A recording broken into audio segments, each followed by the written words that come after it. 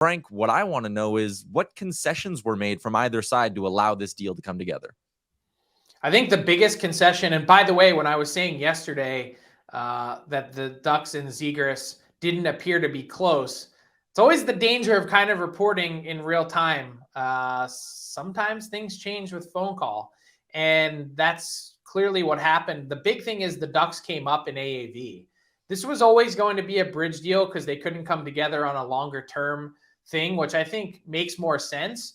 And now, I think they had originally started somewhere in the 4s with Zegras, the high 4s. And so to get up closer to almost $6 million is a bit more palatable for Zegras. He puts, 17, 18 million bucks in his pocket, and that's okay for 3 years. That'll get you by. So in the meantime, that sort of, made everything come together. But I still think my honest take is the Ducks made a critical error here in trying to fight for the bridge deal and trying to keep that number low for a few years at a time when you have cap flexibility. Before signing this contract, the Ducks had $16 million in cap space.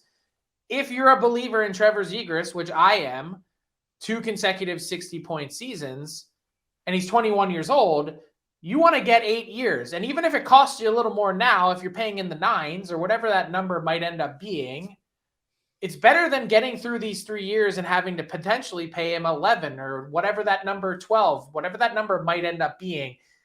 The Ducks saved themselves some cap space and dollars in the short term, but I think in the long term, it's going to end up costing them, and also brings him closer to free agency.